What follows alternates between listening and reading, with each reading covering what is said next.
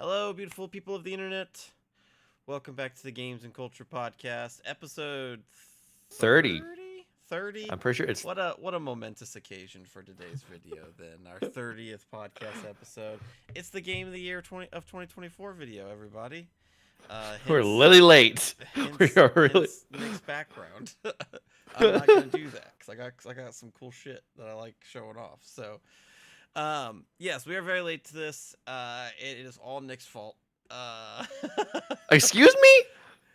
Oh, you said most of it's my fault, but near the end there. yes, most of it is Nick's fault. That's all that I needed to be admitted. Towards the end, it was me trying to finish Final Fantasy VII, which I did not do. Because For I reasons knew that we'll probably talk about later. But it was Monster Hunter. It was a little game called Monster Hunter Wilds. I knew that was going to happen. The only reason there was actual gameplay elements to Final Fantasy VII that just made me not really excited to continue pushing. Go back. But we can talk about that later. Yes, overdue. This is overdue. I think it would have been out a lot sooner if there wasn't a Life is Strange derailment in October. But that's just me. You know, I'm just out here. I finished Dragon Age Veilguard and Metaphor on time. You know, I'm just out here soaking in the bliss. Well, You know. we're doing it for our own posterity's sake because we haven't had this conversation yet at all, so we don't know.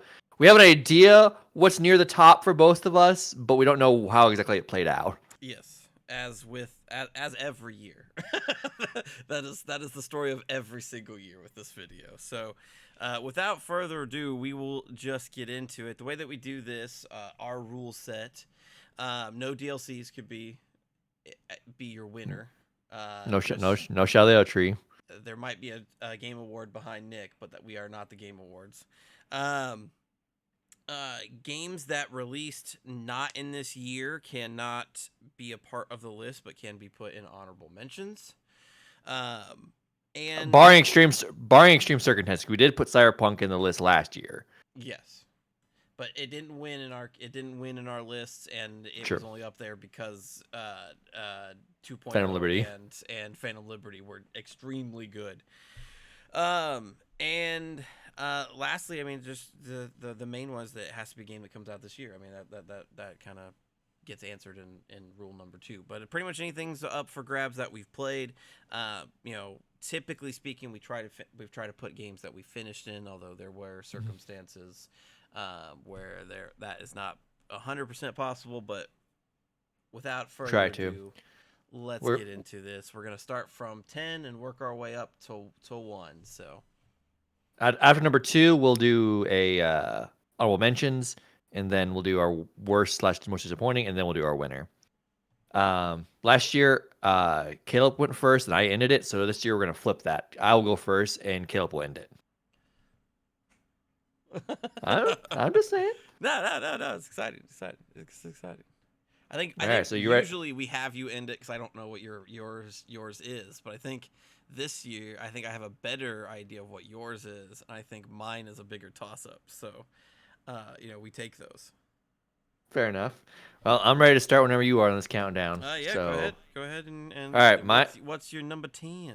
My number 10. Oh, there's gonna be a background. Is Shadow Generations. So yeah, I'm going fancy. I'm changing my background too. All this stuff. I mean, to be fair, this does lend itself to a higher budget, even though we don't have budgets. So I am all for it. Continue. So Sonic Shadow Generations is weird since half a game. That's why it's not super high. Because Sonic Generations came out, almost 15 years ago. But Shadow Generations, as I've said before in a previous episode, this really is a misnomer on its name. It's not Shadow Generations. It has a story like Generations does, but it's Shadow Frontiers. You have the open zone.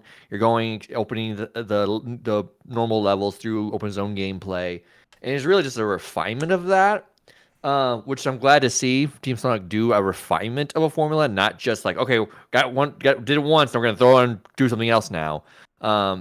This formula they've had is for Frontiers and now Shadow Generations is to me a winning formula for Sonic.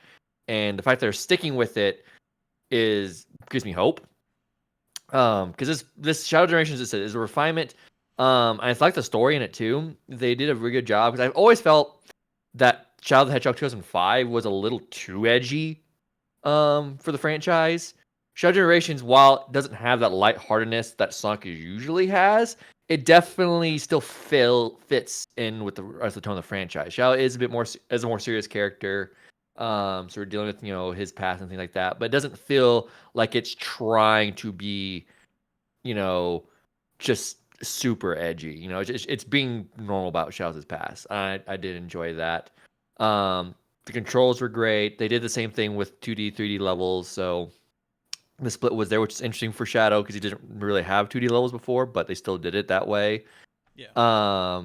But they gave him again in Shadow the Hedgehog '05. They gave him ability to ride motorcycles and shoot guns, which is like again like why would he need that? He doesn't have that in this game, but he has the abilities to freeze time, and he can shoot chaos spears out of his hands, which again these are abilities he naturally has. So it's like yeah, I'm cool with this. It also gives up more opportunity for the level to open up. Yeah. I mean, it sold 1 million copies in a day, so surely people enjoyed it. So, and you were excited about it too when it got announced and then released. So, solid. Mine's an indie pick. Getting away from Okay, the big name that's Sega. My number 10 is Thank Goodness You're Here. It I've heard that is. one.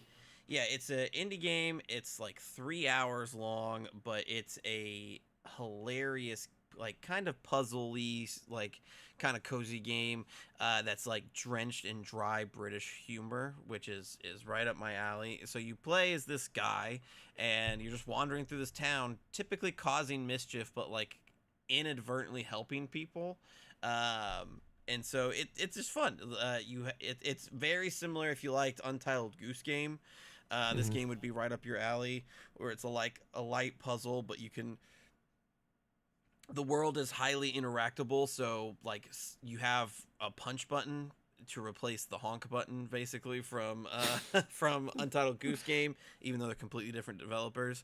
And so you punch stuff and stuff happens. And so it's just a really fun game. I saw it recommended in a Skill Up video. Shout out friend of the show, Skill Up, if it'd be cool if he watched these. Um, and I decided to give it a shot, and I didn't. During the entire 3-hour runtime, I didn't put it down because I was having a pretty good time. So I think that really speaks to the quality. If I can just literally one session play through it, like I said, it's only like 3 hours long. You're not going to be wasting any of your time by picking it up. It's really fun. And I think it's one that kind of it got nominated for a couple awards, but I don't think a Hmm. lot of people were really talking about it. So definitely give it a look. Thank goodness you're here. I'm pretty sure it's available on every platform, so Yeah, you're flush for choice. it's definitely one of his on my radar. I just haven't gotten around to it, but it's one I want to get to. I'm gonna swing us back from indie to AAA, and I'm gonna go with the game for number 9 slot that's taken the world by storm these past few months. Good old Marvel Rivals. Damn. I mean, yeah, it's pretty. I mean, I know it's probably low to you. Um, That's super low, but go I on. mean, um, I'm sure you'll have a lot to say when you get to it. Um, but this game came into a genre that's has had a king for a while with Overwatch, and has taken the king's crown. Um, Overwatch is Undefeated. trying to fight. Yeah, Undefeated. Overwatch is trying to fight back, but it may be too late for them because Marvel Rivals is, in terms of how they treat their player base, is just pulling off all the correct moves, and they haven't really taken a misstep yet with how they treat their player base. Um, the game's frantic, so it actually made improvements to the formula. I would say to Overwatch because Overwatch games can be slower paced. This is faster paced.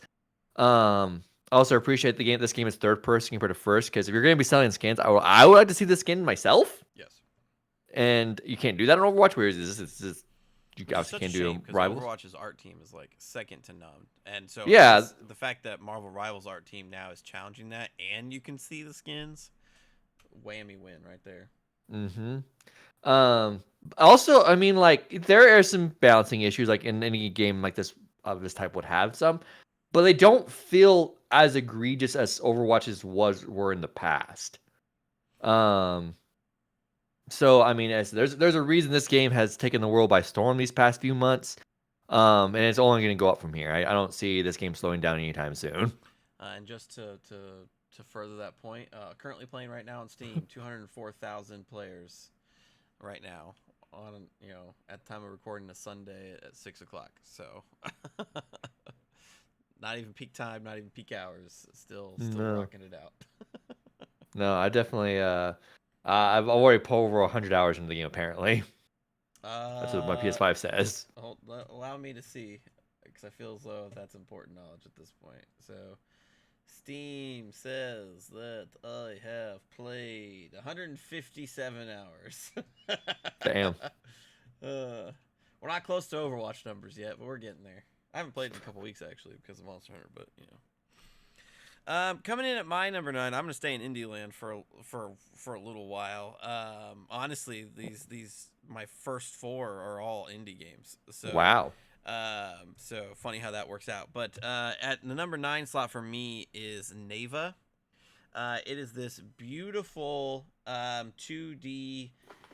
I don't want to say it's an action platformer. It definitely has action platformer parts to it, but it's definitely not the focus.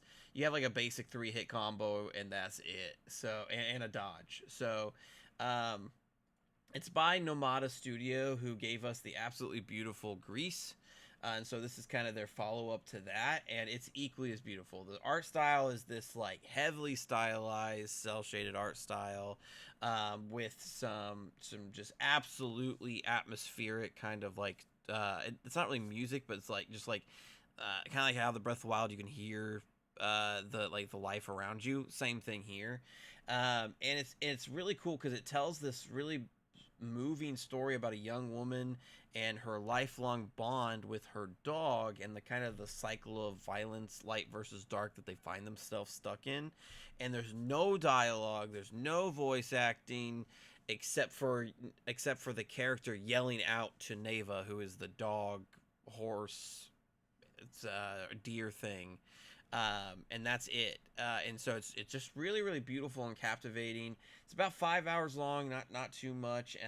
I didn't one session it like thank goodness you're here, but I did beat it like only a couple days after purchasing it. It's very very very very all striking, to see the game in motion and just to be a part of it. There were like legitimately scenes where I was just being moved by the cinematography and what was on screen. No voice acting, none of that, just what was happening as you see this relationship between a woman and her pet essentially. So very very solid game.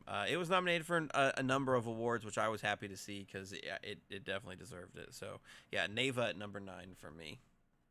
Okay. Yeah, that's another game I had my eyes on. I just never got around to it. I don't have that many indie games on my list, unfortunately.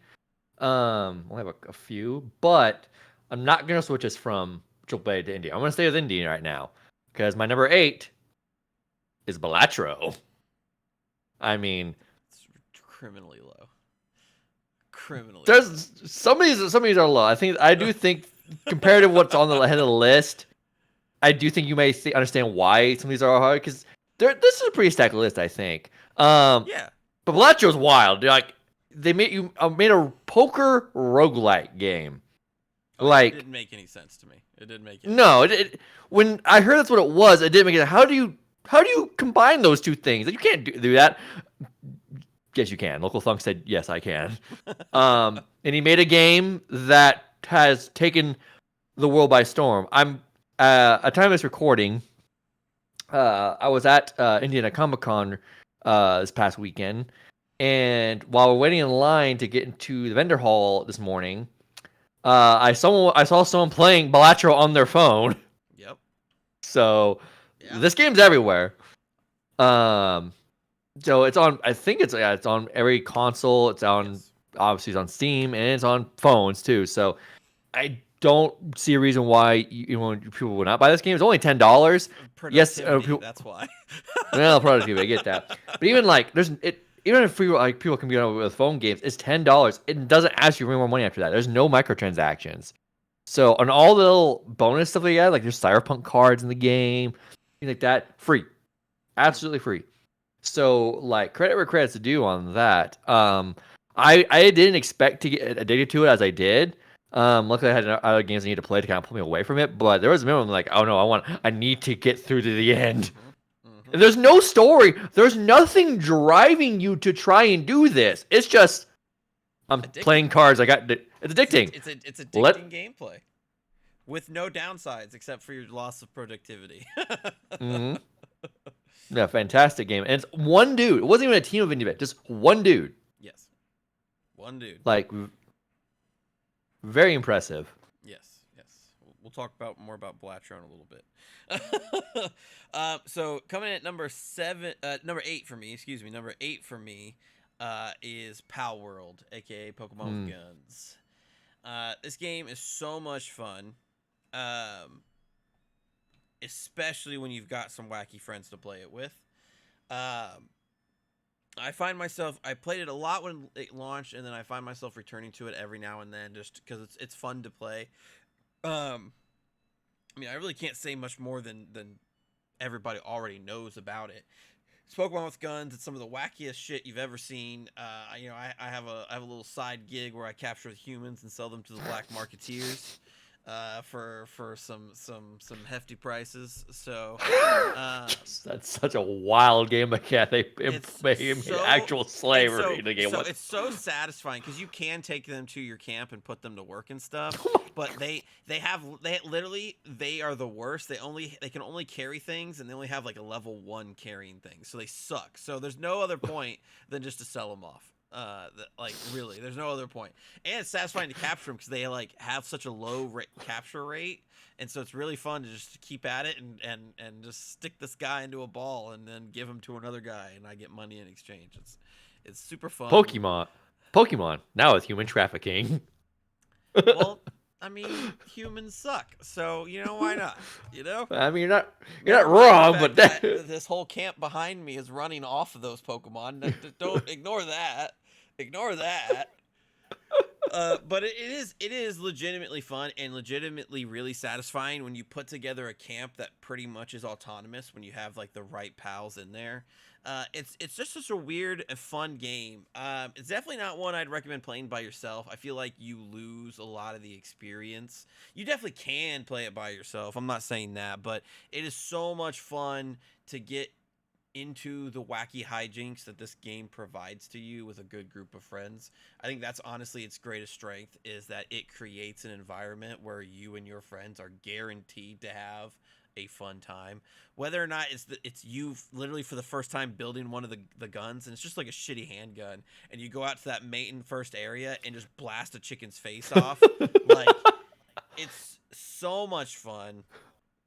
Even before that, I mean, you got the spear and you're just like fucking killing shit while your pals killing shit too. It's just such a wacky experience, and like if you enjoyed games like Legends Arceus, this is more of that kind of style of game, but you actually get involved in the combat too. with heavy weaponry. With heavy weapon, you gotta build the heavy weaponry. You gotta earn it, but god damn, once you get there, like so from the bow and arrow to the crossbow is such a leap in damage, but then the crossbow to the shitty handgun, such a crazy leap in damage again. And then you get into like automatic weapons and stuff like that, and like rocket launchers, and like literally nothing can stand before you. But they balance the game around it where, yeah, the more advanced pals literally do contest you, even though you have heavy weaponry. They're still magical creatures, so they have a lot to throw at you too. It's I a was such lot a of fun. We've talked about Pocket Pair a couple times because of their lawsuit with Nintendo. There's a reason why people are rooting for them. It's because they made a great video game that everybody has fun with. So Mhm. versus Nintendo, who hasn't made a great Pokemon game that people have had fun with in a while. So Looking at you, Scarlet and Violet. looking at you, Scarlet and Violet, and potentially C to A, because like it could go well or it could go ass real quick. So, Hmm. but that is number 8 for me. All right, so on to my number 7. This is the most recent addition to this list. This is my final game I played for the year, the Silent Hill 2 remake. So this is a horror game, a beloved horror game remade by Blooper Team, who doesn't have the best track record. And I was very hesitant. A lot of people were very hesitant going into this game, and they hit it out of the park. Like, this is a phenomenal game.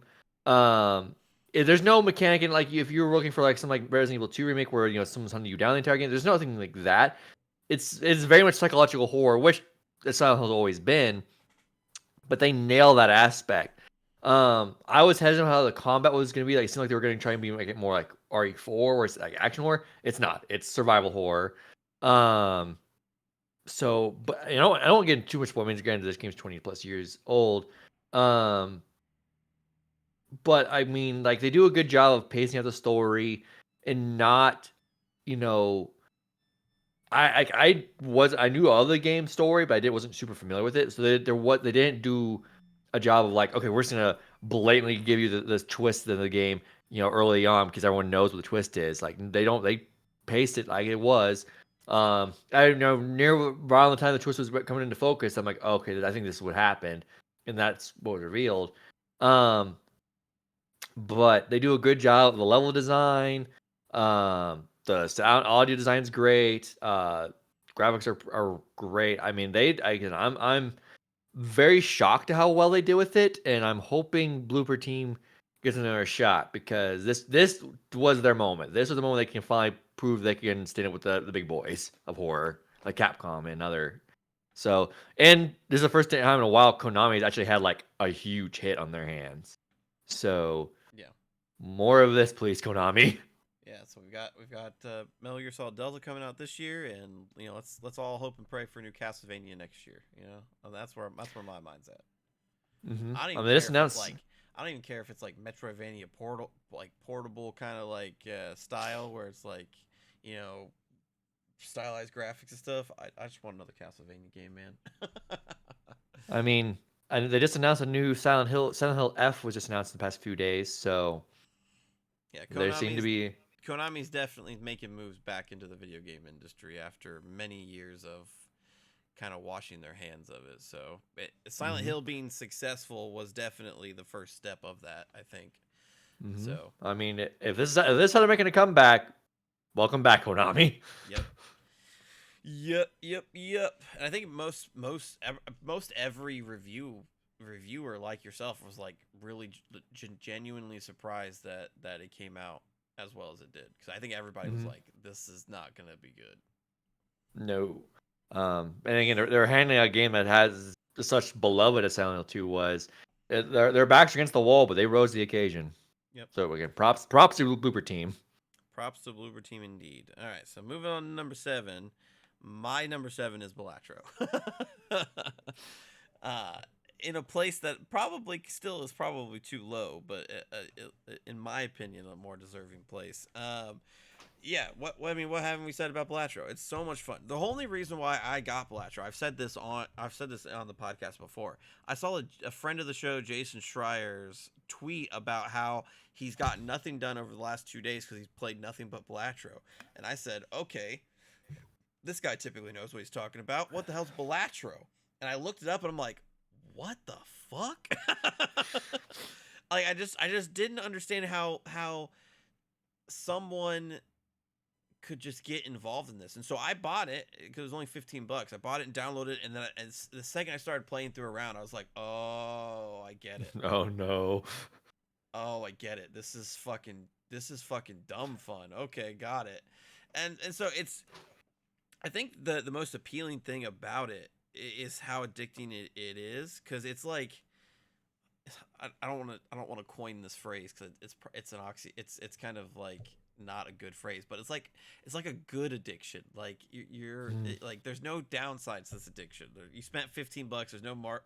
There's no other microtransactions. You're not betting anything or anything like that. Um, and the fact that it has like infinite ways to play, like you can build your deck and change your deck of cards to be whatever your jokers or the hand upgrades that you've gotten support. So like I've done rounds where I've completely relied on 2 pairs, and that's what my jokers and my upgrades were for. I've had runs where I completely relied on like straights and stuff. I've had runs where I've relied on hearts and diamond cards. Like there's infinite ways to play this game, and so even when you lose a run, you're like, okay, let me try this plan or let me do this plan. And yeah, the game lets you do it, and it's just so much fun. I I think all of us now are local Thunk fans, um, and we'll be eagerly awaiting whatever he has Oh yeah. ready to go. I hope that he doesn't leave Balatro too soon. I think that there should be a mode where it's like a variation of blackjack. I think that would be kind of cool with like a hitting mechanic instead of like a drawing mechanic, and maybe you have like a lesser deck size. I think that would be kind of cool. Like there's now that poker's off the table. I feel like because you've Yeah. done it and mastered it. I feel like there's plenty of different ways you can go. So yeah, I'm a Yeah. local Thunk fan now. His first game was a success. Not many people can say that. Yeah, no, I mean, I agree with you. I mean, it won indie game, best debut indie game, and mobile game of the year at the Game Awards for Hmm. good reason. I felt the same way. I didn't understand why it was popular at first. Like, okay, it's a poker game. Why? And then like, oh, that's why. I mean, and also there's 150 jokers in the game, and all of them are super inventive. And all the arts are good for it. Um, just again, super impressive all around how this game came to be. Yes, for sure, for sure. Moving on, number 6. All right, number 6. All right, so now number 6, we're going back to AAA. Well, Tekken 8. Wow, I expected this to be higher for you. I mean, when you see it ahead of it, you'll probably understand, like, okay, I understand why those games were ahead of it. But I mean, it placed higher on my list than Street Fighter did last year. That's Pure only true. got number 10. So, um, So what you're this game's saying super is you're fun. just a fighting game fraud at this point. That's what you're I saying. mean, I do go 2 when I go to fighting game tournaments, so I can beat you, but Sometimes, I'm in a sometimes I gray win. zone. I'm in a gray zone where like people who don't really play I can beat, people who play a lot I can't. I'm in that weird gray zone. I don't like being there. I must train more. Um, but normally I'm not into 3D fighters, but I really did enjoy my time with Tekken, and I kind of showed why Tekken was the king of 3D fighters. Um, they've also recently put Clive from Final Fantasy 16 in the game, and he's super fun. A little broken, honestly. Um, soundtrack of the stages are great. The transitions they do, where when someone has a match point where they have to win one round to win, the stage usually transition to a little bit, and they can do some wacky stuff. But honestly, weirdly enough, the star of the show to me was the story. Um, the Street Fighter Six had an okay story with World Tour, but it was a okay like almost RPG like thing in Street Fighter Six. And Mortal Kombat games are known for their story, like having a good cinematic mode compared to other fighting games. But they've gotten pretty what's I'm looking for, like predictable and just kind of blah, because it's always the same thing. You're gonna play this one character this chapter and play 4 fights and move on. In Mortal Kombat 1, I mean, story just wasn't good. Honestly, Mortal Kombat 1 was just very disappointing. But Tekken 8's story was actually pretty hard hitting. There were moments in the story where I was kind of tearing up a little bit. Like, even though I'd never played a Tekken game before, they did a good job of telling the story. They didn't rely on the you gotta do four. Here's the one character you gotta do fight 4 times and moving on type of thing. It's they you played the character that was needed you need to play at that point in the story. So if it was only one fight, it was one fight. We move on. It was 2, 3, whatever. Um, so there was good moments there. The final 2 fights were some of the rawest thing I've ever seen. It's a fighting game, so I'm gonna spoil a little bit here. But it's a fighting game. It's about a year and a half. Ooh, okay, not really that big deal. I know you're not gonna play the story. Um, the cool thing about it was the second last fight is between Jin and Kazuya, um, and they're in like their super forms. Like Kazuya's devil form, and then Jin has embraced his devil form power, but now because he embraced it, it evolved to an angel power. So they're like going full blast each other, like full suits of armor. They're on an asteroid that's coming back down towards Earth. They punch each other and like these power, like it makes wings in the sky because they're powers. It's getting real anime, but the fight is so like crazy that as the rock they're coming comes back down to Earth and lands in the water, they're drained of all their powers for the final fight, and they still keep going because the final fight are these 2 dudes They've lost their shirts. It's pouring rain. They have no powers, but all they have are their fists and their undying hatred for one another. Like, that's raw as fuck. I've seen that show before. Like, Jin literally says it looks like our powers are gone, and Kazu's like, what of it? Like, he's like, I still got these hands. I still got Twisted and Sister. Let's get it. Like, it was like the craziest crap I ever seen in a fighting game. And it was just two dudes like just punching the shit out of each other. Like, it was Sometimes that's all you need, though. Sometimes that's I all you mean, need. it's a fighting game. It's what you signed up for, and they delivered it. So I'm excited to see. They're just now starting season 2. They announced one of the new first characters season 2. So I'm excited to see if they add more guest characters and like that. But I'm excited to see how this game goes in the future because Tekken is one of those games where you're only really gonna get it once per console cycle. So we're not gonna see it 9 until PS6. So for this generation, I'm excited to see where they go with it. Yeah, for sure. For sure. All right. So number 6 for me is Dragon Age Veilguard. Mm-hmm. I've noticed you haven't said it yet, so mine's lower than yours. So Yes. Yes. So yeah, Dragon Age Veilguard.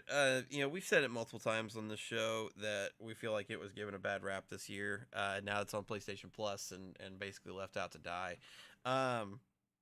It is still a good game. Like this is BioWare attempting to claw back to peak BioWare form, and while they're not there yet.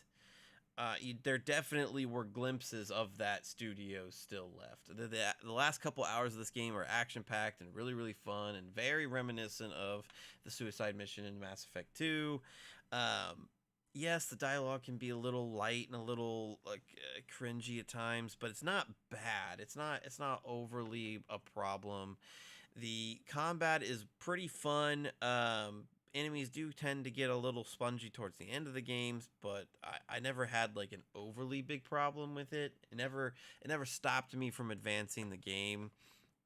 So like overall, and I think the characters were fine. Definitely not the best cast that BioWare's ever put together, but certainly not the worst either.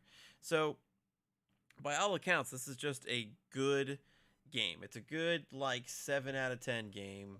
I know we haven't officially reviewed it yet, but and this won't necessarily reflect my score that I give it on the review. But like, it's a good game. It's not a great game, but it's not a bad game. It's a good game. I do think that Balatro is probably better quality than Dragon Age, but I felt like my time was more worth it finishing Dragon Age over Balatro, and that's why I put it above Balatro. I got more out of it because there was a story and things like that.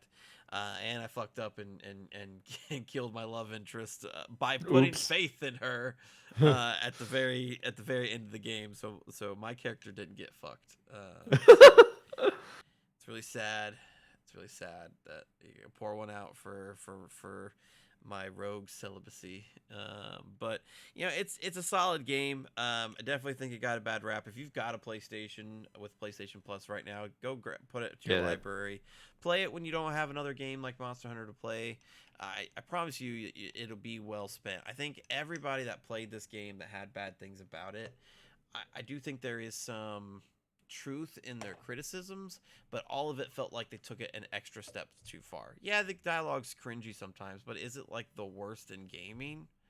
No. No, not even close. The performances in this game from voice actors are generally pretty good. The performance in game was generally pretty good.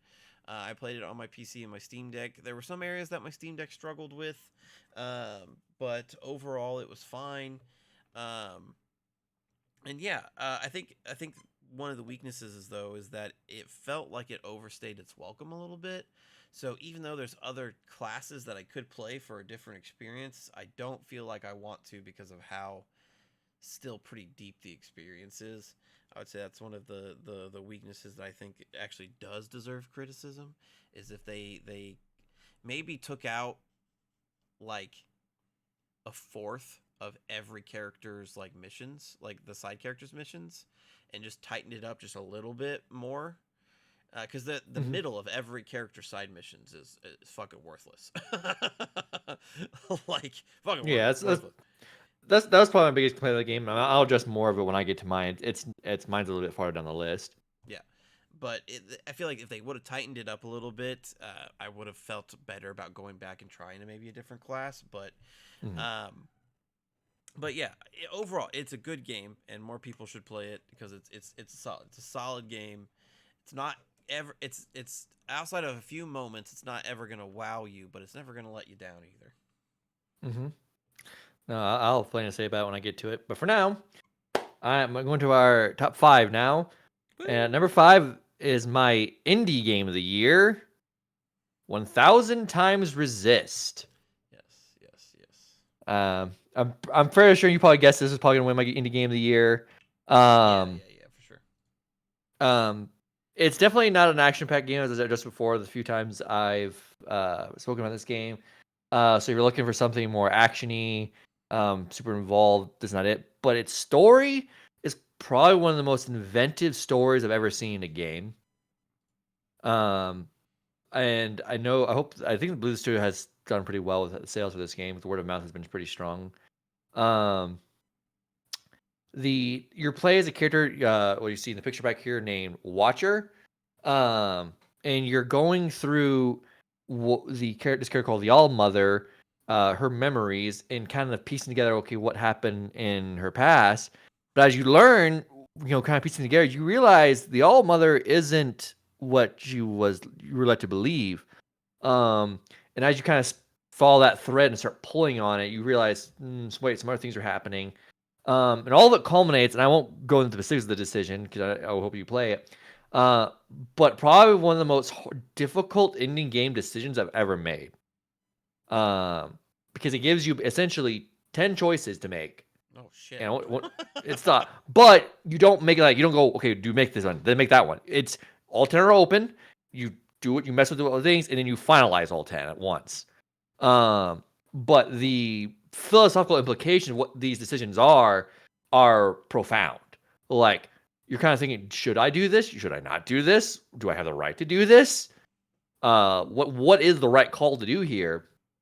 And depending on your choices, it actually leaves you with some people. Like the first time I made the decision, like I first picked this ending, okay, I'm gonna do this thing. And the game gave me a bad ending for it because essentially it didn't like the it was trying to say something about the thought process I was using to justify what I did the first time, and going, no, you can't do that. You need to do something else. Actually, it wasn't trying to punish me like, oh, you need to do you need to do things this way and that's what you say, but it's doing it to make a point. And I got to understand the point he was trying to make. But it definitely does lead to a very philosophical argument about the nature of society. Well, yeah, I've had it on my wish list on Steam for a while. I just didn't get to it last year, but yeah, you gave it a glowing review, so it definitely piqued my interest. And I'm all about cyberpunk stuff right now, so it's definitely fits in with that for Yeah, sure. it runs on Steam Deck pretty well. Yeah, it's got playable on it, so I'm sure it's fine. That's one for maybe when I have some time, but alas, time only moves forward, and there's 2025 releases I got to get to, especially for before South of Midnight and fucking Claire Obscure in a few weeks. Fucking shit. I don't have Yakuza done yet. Okay. Moving on to number 5 for me, it's Astrobot.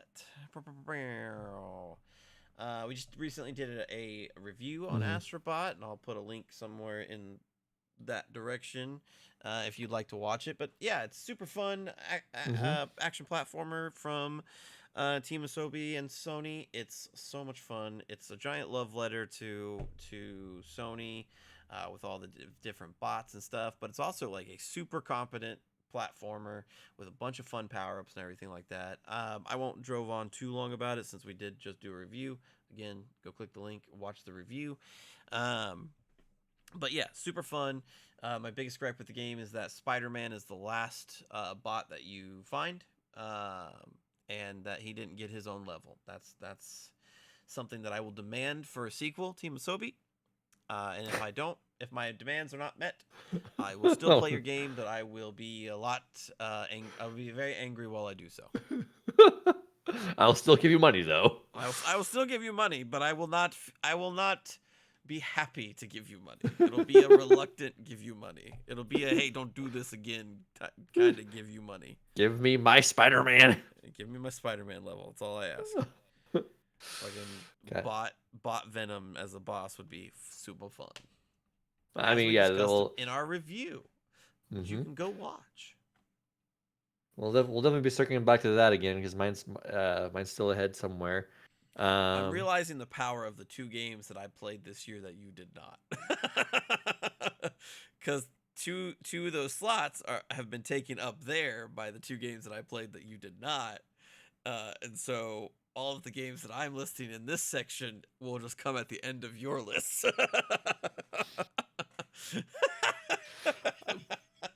Shit happens. Yeah. I mean, I don't think you played this game, so my number 4 is good old Stellar Blade. I did not play this game. You are correct. No.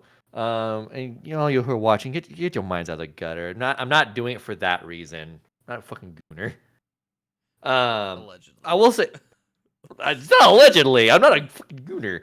But that aside, there was the issue with people pushing this game because the character was hot and that's all I cared about. There's a really good game underneath that schlock. Now I will say the story for this game is kind of garbage. Like typically games that have a bad story struggle for me, but the gameplay in this game is so good. I'm normally not into these like you're gonna die a lot type of games like Dark Souls ish. It's a bit more faster paced Dark Souls, but it's so satisfying to learn enemies' patterns and just start parrying the crap out of them. And the soundtrack is phenomenal. Like it's combat's great, its soundtrack's great, its graphics are great. It's really just the story is kind of like because it tries to be near automata philosophical, and it's like, dog, you ain't Yoko Taro. Stop. But when the game leans more like, okay, we're gonna be like B action movie stupid, it's firing all cylinders. So I hope for the sequel because the game sold pretty well, and it's coming with a PC release fairly soon. I believe sometime this year. Yeah. And they said they're working to make sure it runs well on Steam Deck as well. So there's it for you. Yeah, I just on PC anyways after it got announced for that. So yeah. But as I was saying, all that stuff together, it came with a really good package. We'll get this part too. So I hope in Stellar 2 that they do focus it more as being more over the top action, not really lean too hard in the philosophical stuff. That is more the game's kind of Achilles heel. But again, overall, the game is phenomenally made. One of the things I also want to give the credit for the Delos for is they could have charged out the butt for the microtransactions for all these costumes put in this game, but they didn't. Like the only costume, as far as I'm aware, that costs money is 2B, which makes sense because it's the third party, crossover. Okay, I get it costs a little bit of cash to get that stuff, but like there's like 70 plus costumes in the game you can just unlock. Like, that's really awesome. Yeah, that's super cool. Most games are like, no, but you make you pay for that. Not Stellar Blade. You unlock all the cool stuff. I mean, there are the Gooner bait costumes, which okay, for everyone. But there are some also really like tasteful costumes. The Gooners. Oh God.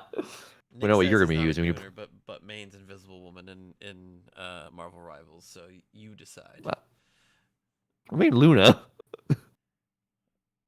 Okay. Anyway, you can pull up your profile right now. There's double the amount of time on Invisible Woman. Don't you fucking lie to me. I mean, we could sell this after the podcast. I'll show you you're wrong. I will put money on the line. I'll be spent a payday. Anyway, back to Stellar Blade.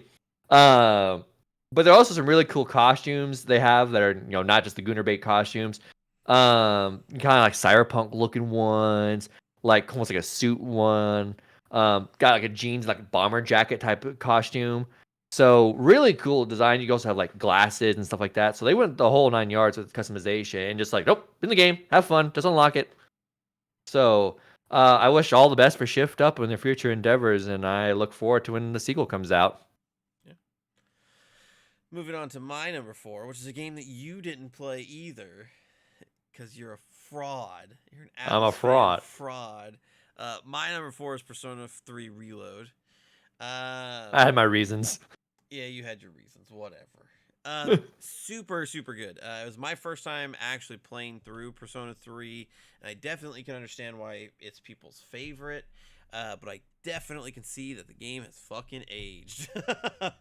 The fresh coat of paint is beautiful. I think this might be a hot take, but I think that the menus are more stylish than Metaphor and Persona 5 Royal. It's a hot take. I really That's love not bad. the falling into water theme. It's really really cool. All of the bright colors from out of the game were really cool to see on my Steam Deck OLED.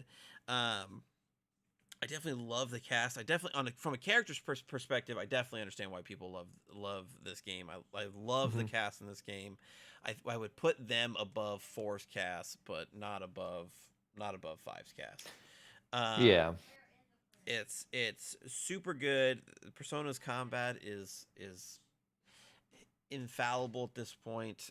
Even though it is stripped back from Persona 5's, because obviously they didn't.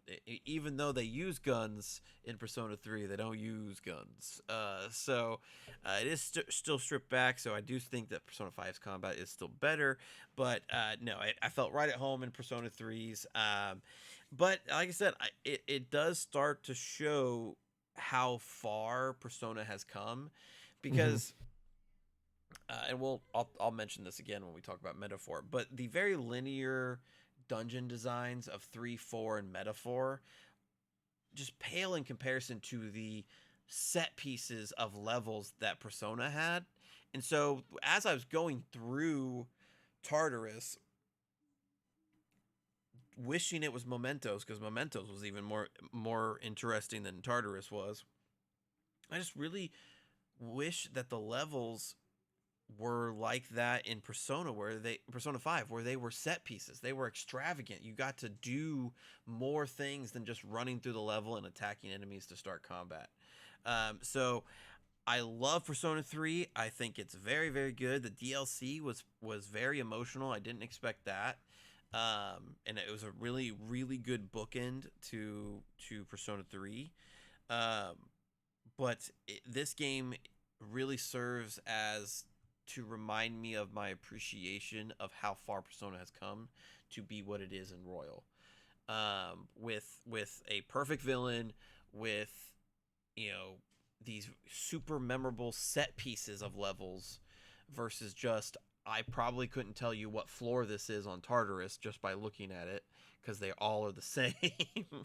Yeah. um, but I was so happy to see how good the character work was in this one. There's a lot of shit going on across these characters, and I'd say in some cases even more than what we saw in Persona 4 and 5 for that matter. Hmm. So, because let's face it, Ryuji doesn't go through much, and neither does Yosuke. Fucking, fucking. There's some characters in 3 that go through some shit. Like Yeah. one of the characters. Actually, wait, two characters, their fathers die. So, well, their parents die, I should say. So, like, that's fucked up. That's fucked up. These are just Yeah. kids. That's fucked up. But Yeah. yeah, no, it still was super fun. I there's not a time that I don't enjoy Persona games. So One thing I always gotta say with regards to the Persona games, with regarding 3, 4, and 5 specifically, is, I mean, gameplay wise, if people say 3 and 4 are better gameplay than 5, you're kind of just talking smack at this point. Like, I yeah, kind for of cannot sure. take you seriously. Like, 5 does have the best gameplay of those 3 games. When it comes to the story and casting characters, they're really that's so subjective. I can understand someone saying 3. I can understand someone saying 4, or someone saying 5, because each of those games take care of such different themes. So where a person is in their life, those themes may hit differently in those moments, and you just become more attached to those cast. So I have no qualms with anyone who picks a story cast over 3 and 4 and 5. Um, I'm personally waiting for the Katone mod for Persona 3 Reload. That's why I didn't pick up the game myself. I wanted that to be be rich in the game. I wish it was, but it wasn't. So it kind of when it was announced that she wasn't gonna be in the game, it did damper my hope for it. But I've heard that mod is making a ton of progress, so I will hopefully one day get to try it out for myself. After you upgrade your PC, probably. True. Yeah. Well, that's also a thing I'm gonna do too.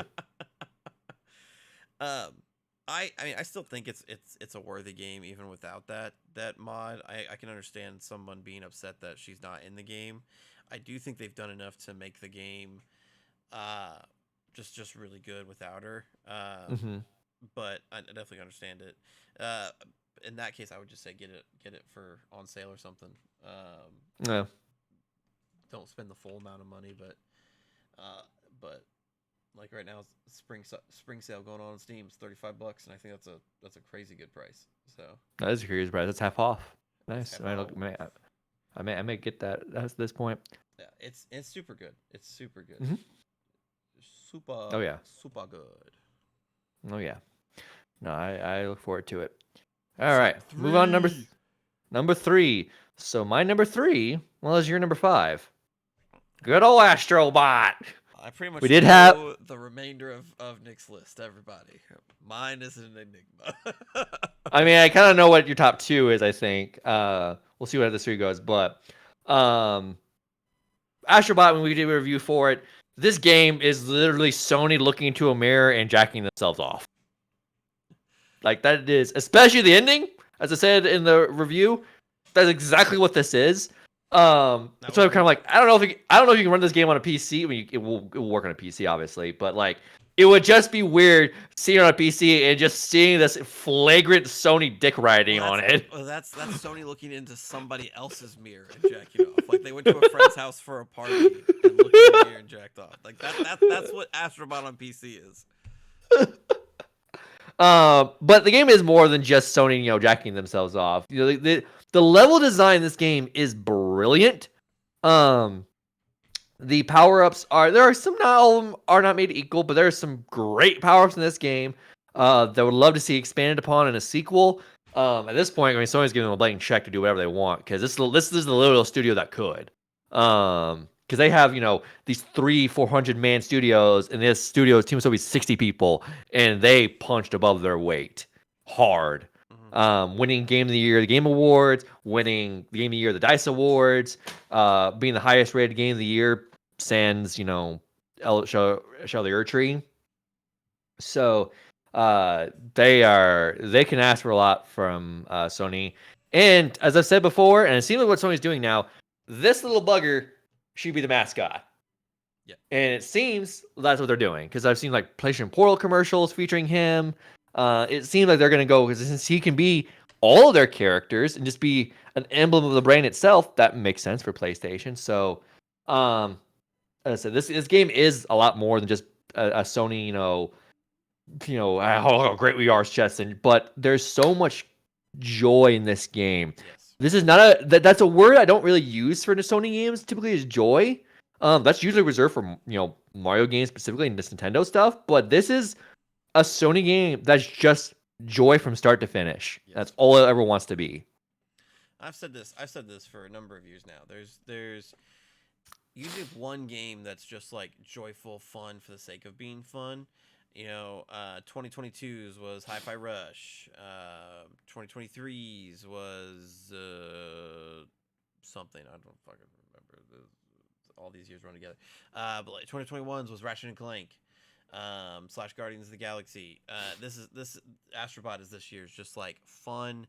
You're going to have fun in this game. There's no stakes. There's no emotional weights. There's nothing. It's just fun for the sake of fun. I mean, unless you were crying that your PS5 broke apart in the game, which and you're putting it back together again. But beyond that, like if you're crying over that, I'm concerned. And like, oh my god, it's so emotional. But I mean, yeah, they do a good job. I mean, they make you like happy that you found the dang thing's plates. Yeah. So, it takes skill to pull that off. And they do so. And you can dress up in Astrobot in a bunch of costumes. You can dress up as a clicker. You can dress them as Sly Cooper, where I used Cat from Gravity Rush. So, this game is just a love letter to Sony and their history. So if you haven't picked up already, pick it up.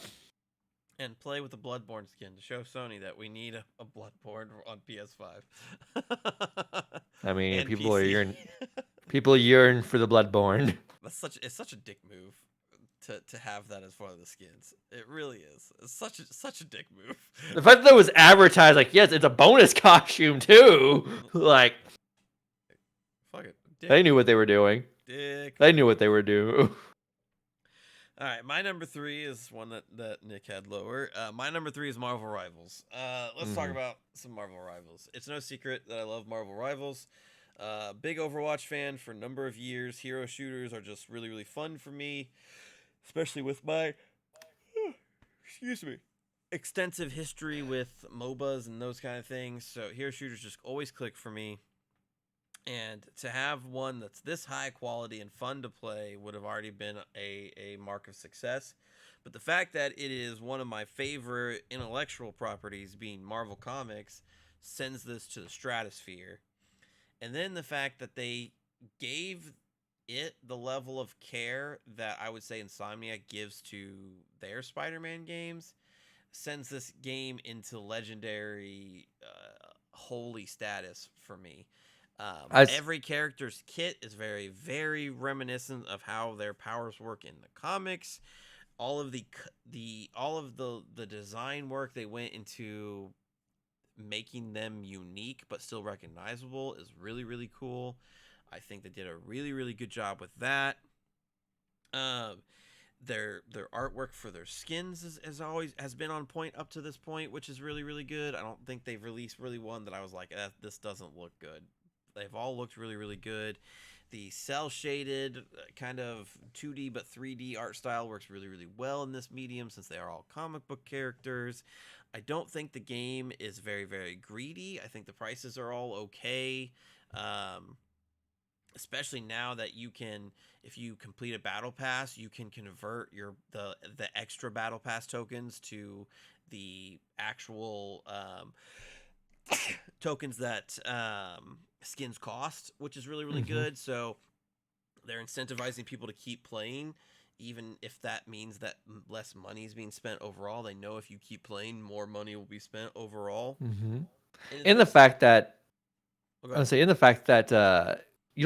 entitled to complete the battle pass. As long as you bought the battle pass during its season, it's yours to complete whenever you want. Yep, and you can just switch back to them.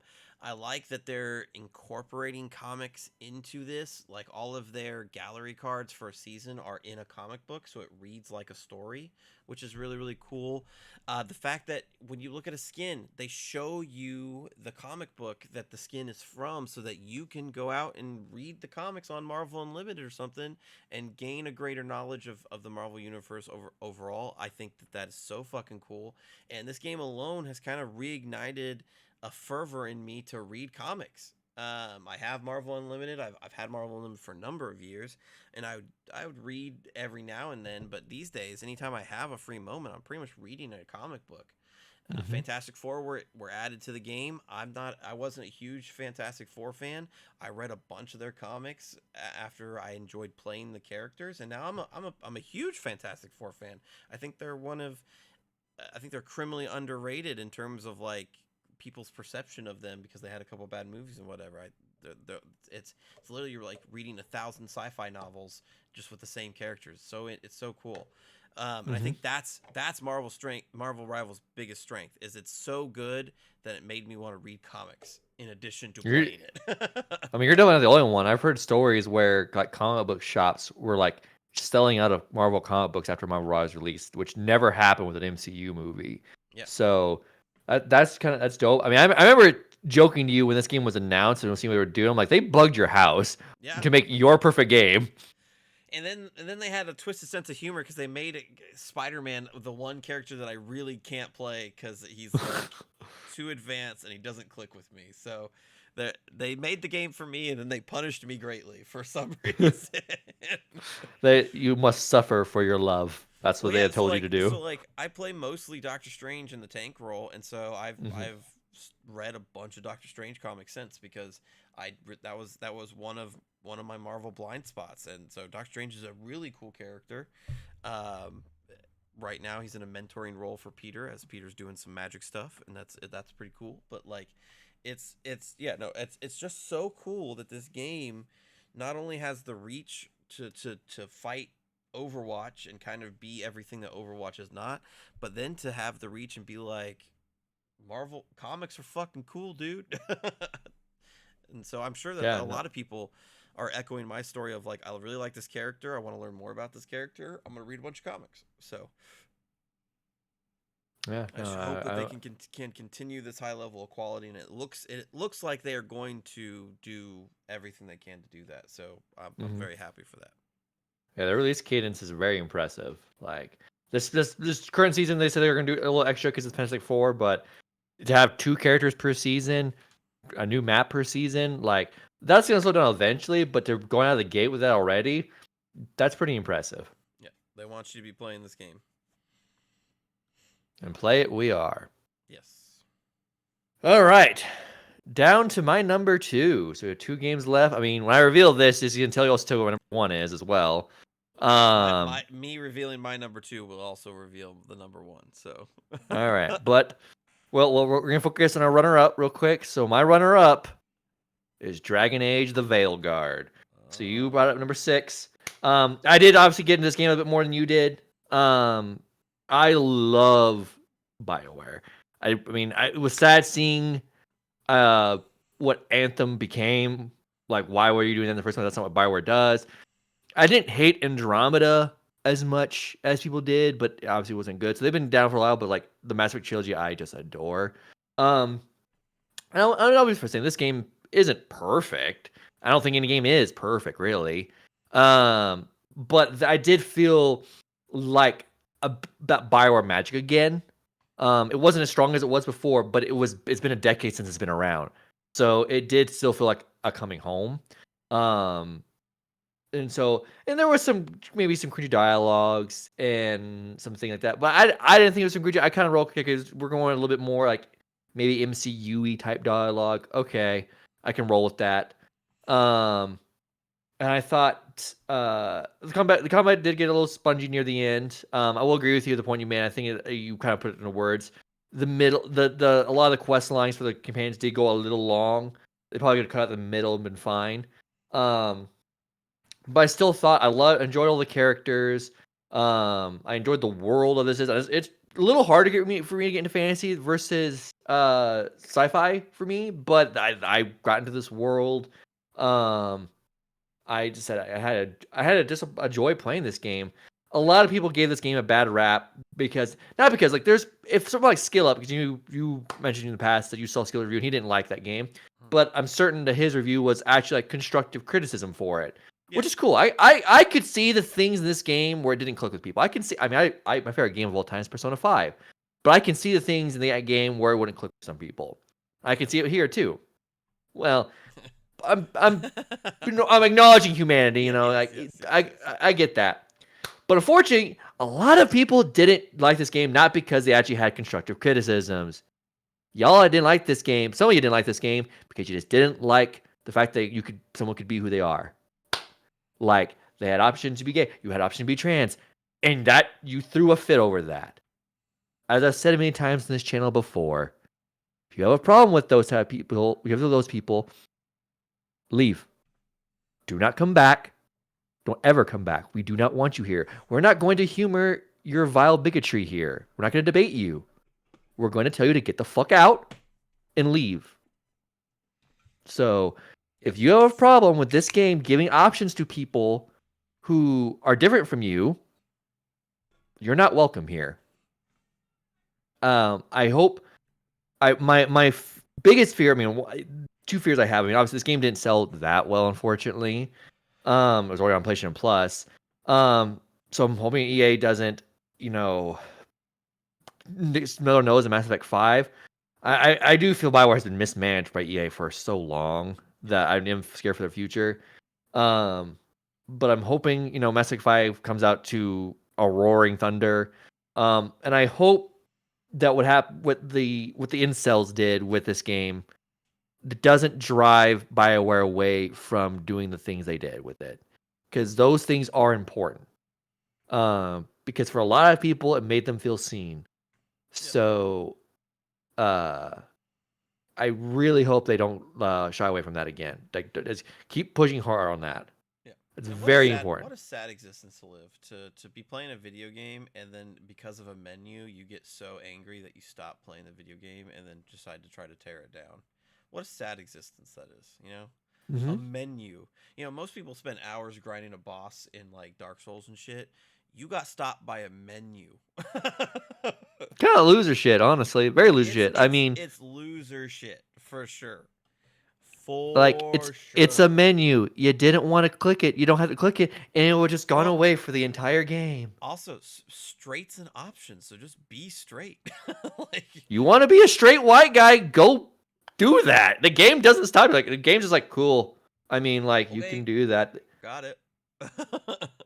Like the game's like plot's not that deep, but you all made it like it was trying to be like this super like political going on a speech type of thing. Like, it's not. It's just hey, these people exist. If you want to be that type of person, you can. That's it. Other than that, the Elven gods are trying to kill us. Let's go fight them. Yep. That's the game. If you got stopped by a menu, you're too bad of a gamer to be a part of this channel, anyways. Mm-hmm. Mm-hmm. I know our split fiction footage from our first session may have left a lot to be desired about how good we are at video games, but we didn't lose any menus. I lost I that captcha because I was supposed to lose to that captcha. So we're just not how saying. we're not out here losing to menus. We see those options and go, oh, that's nice for people like that. It's cool. I'm glad they're getting representation, Yeah, like a fuck. normal person does. I would have disabled that bomb if it wasn't for autocorrect. God damn. All right. Bunch of Yeah, good. bunch of stupid people. Bunch of stupid people that I think there were plenty of people that had legitimate criticism, but Hmm. most of it was stupid. So again, as I echoed when I talked about it, go play Dragon Age Veilguard. It's pretty good. It's pretty good. All right, so my number two. This will reveal my number one to Nick and to anybody that's been closely paying attention to the things I value in game. I'm going to preface this by saying a couple things. First off, this is not an indication of what game is better than the other. I just want to make that perfectly clear. Because I think Okay. me putting this at number one is a bit of a hot take, but that's okay. Secondly, both of these games are very, very good. I appreciate them both for very, very different reasons. And one of those reasons is the only thing that kicked number one above number two. It was that contentious between. 2024 was an excellent year of video games. I don't think we reached the high highs of 2023, but or 2018, but we did come close in 2024. So I just want to point that out. Thirdly, to run this off because I know what Nick's number one is as well. Both of us are wearing Persona t-shirts. I just want to point that out. I just want to point that out. Just want to point that out. Just want to point that out. Just want to throw that out there. But my number two is Metaphor. Okay. um, Metaphor is fantastic. They just released a G Fuel bundle. Hey, we could be sponsored by G Fuel, but we're not. But you know, G Fuel for watching, get back to us. They released a Metaphor shaker bottle and flavor bundle, and I bought it because I love Metaphor so much. Since I'm mostly digital these days on my PC, there wasn't a collector's edition for me to purchase. I had no statue or art book, so I needed something. You can't see it, but just above my Bayonetta box is the G Fuel box for Metaphor. I love Metaphor. It is the latest line in Atlas games that I love very, very much. Character work, fantastic. World building, fantastic. Graphics, fantastic and stylish. Combat, super, super fun. Everything that you could ever want from a fucking Persona game, you got. And then on top of that is this fantastic job system, which took me right back to my classic Final Fantasy days. With a fresh coat of paint and a healthy new vision of how to do classes in a video game. This game is not perfect. I do like the overworld combat because it made grinding some sessions not only easier, but it also made it worth it for when you did all the side quests and became overpowered. You got rewarded by being able to breeze through certain parts of the dungeon. But it can be clunky at times, especially that pesky dodge button. And I just wasn't a fan of the way the dungeons were laid out. They were laid out like they were from Persona 3 and Persona 4. Very, very simple dungeons where, you know, there wasn't too many set pieces. I think back to a couple of the dungeons that did have little set pieces, and those were the most memorable moments of the game. So Mhm. I definitely think that Persona 5 should be their blueprint moving forward I because mean, I agree. they've nailed character work, they've nailed combat, they've nailed style. The levels just need to be interesting to be a part of as well. Yeah, I mean, I get what you're saying. I think I know why it turned out that way though. Just because Persona 5 does have the narrative advantage of being taking place in a realm of just imagination, essentially. So you Yes. could do whatever you want with that. Versus Metaphor, it takes place in In a a sense world. in a real world. So it needs a rules of reality to something to ground itself in. So And, it and kind of stopped that. and I'm willing to concede that point so that we don't have like over the top stuff. But Yeah. like I think one of the most memorable levels is when you're swallowed by the sandworm and you're going Hmm. through its body and the level is its body. You Hmm. then juxtapose that with generic castle level 5, 6, 7, and 8, and it's like, okay, I understand that I'm in a castle, but can we do something different than every other castle here? Whether that's we can't be inside the castle and we're traversing the ramparts outside to climb up the castle. Like, I do think that you can still take a step back from imagination and still deliver a fantastic level experience, very much so like the sandworm, or the castle level, with the baby human that was like kind of hunting you. Hmm. You had to kind of Hmm. use like light stealth mechanics. Like, those are the kind of set pieces that I want to see more of. Hmm. It doesn't have to be we're fucking robbing a casino, baby, but it can still be like there's this limitation. Let's find an alternate way around, and that alternate way becomes this interesting level where, like I said, we're running along the ramparts outside to climb a tower, or um, I feel like they didn't use enough of the ship combat. Like, that could have been cool, especially if there was like multiple ships and we had to like jump between them, and fight encounters that way. I just think that this is a great starting point. I think we need to use a little bit more from Persona 5 as a blueprint to take steps forward in the areas that we haven't quite mastered yet. Like I said, character work, second to none. Style, second to none. Um, Storytelling and emotional weight, second to few. um, but but yeah, no. Regardless of my criticisms with that, they are criticisms that I hope that make Atlas better because they are one of my favorite developers slash publishers. Um, and like I said, it's just a fantastic game that I just wanted more out of because I know they're capable of more, and just because I loved it so much. Job system though, they fucking nailed. I can't say that enough. Yeah, no, it's a good system. All right, so now we're entering the honorable Honorable mentions mention. category. Do you want to do all So at one, or do you want to flip flop? we'll flip flop. We'll do kind of Okay, fire on them. The first one I want to. How many? Well, let's go. How many do you have? I have four. Okay, so I have four as well then. I'll get the easy one out of the way. I was gonna I'll mention Fortnite. I think they've been doing a good job, especially lately with season six. Oh, chapter six, I mean. It came out a couple season ago. Well, starting December. So I think they've done a pretty good job this season. You know, it's been going on strong for 7+ years. Keeping a live service game going on this long is pretty difficult to do, and they've been just keep on humming along. They're not they kind of have their place in the world. They're not dropping, but they're not going crazy top of the world anymore. But they're in a good spot. They're just still going strong. So I shout out to them for that. Gotcha.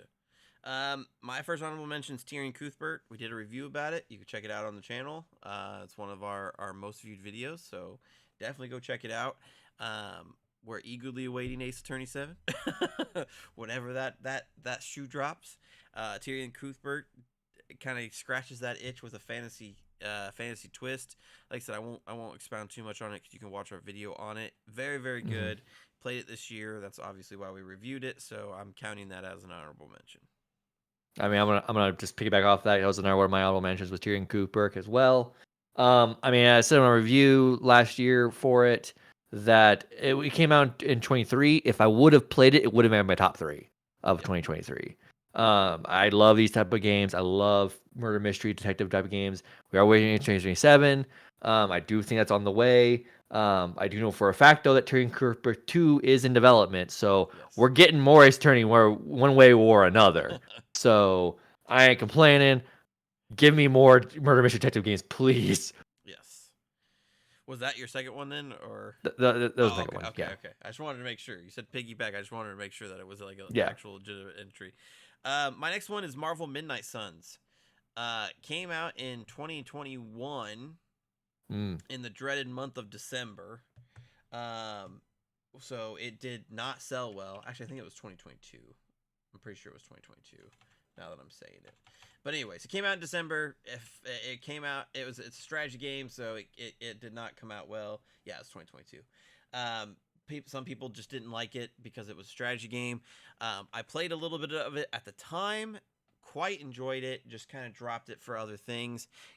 Came back to it this summer, and because I think it fully became verified on a Steam Deck. So I was like, let's fucking do it, and it was fantastic. Some of the writing's a little cringy. Some of the combat can get pretty repetitive, especially after you unlock some of the better cards for your various heroes. But the story's solid. The cast of characters they chose was solid. It's just an all-around solid, fun Marvel game that if you didn't want like something like action-packed, this has a much more restrained style. So there are still flashy moments. Don't get me wrong, but everything's a little bit more restrained since it is a strategy game. So Hmm. definitely give it a shot. It's on sale right now on the Steam Spring Sale for a whopping $9. So like you can't get better than that. So I might pick it up for go give $9.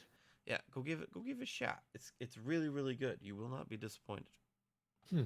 I might check that out then. All right. My third honorable mention.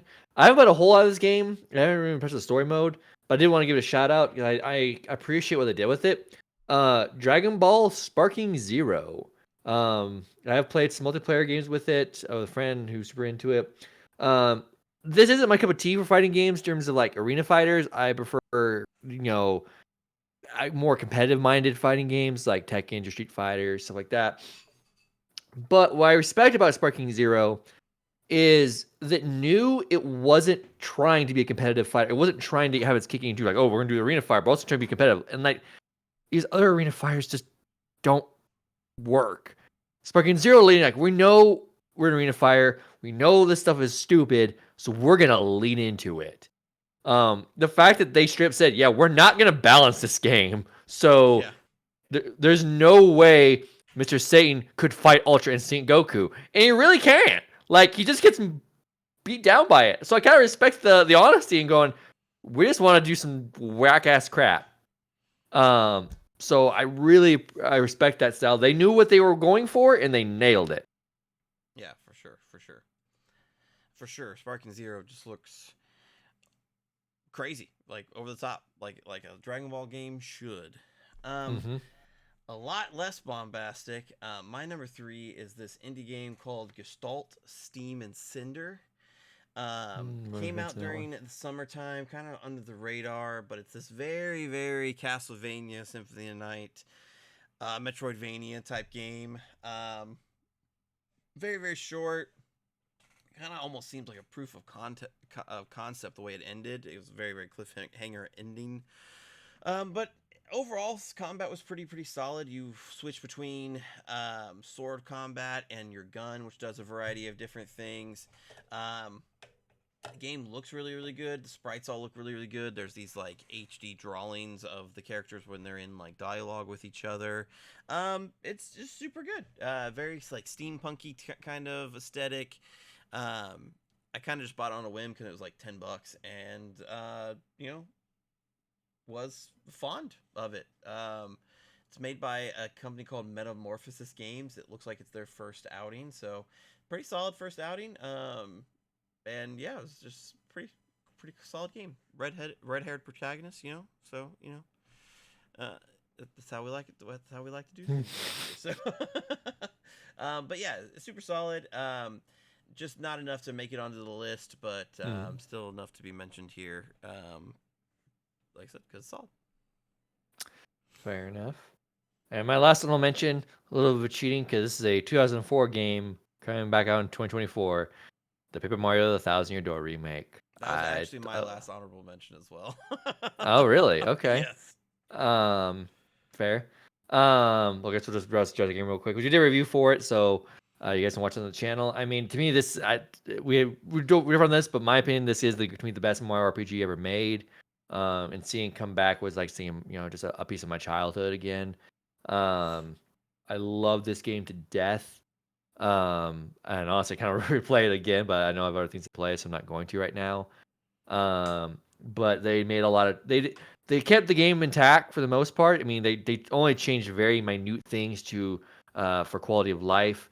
They added a warp pipe system in the like below road port to make it easier to cut down backtracking. God. Yeah, the original had that issue. That's been remedied in this one. They did change some dialogue around for Vivian, better. But very minute stuff. But the core game is exactly the same as it was 20 years ago. And to me, to this day, the best Mario RPG just ever made. I won't say that because it's not, but but it is very good. It is definitely the best of the Paper Mario RPGs.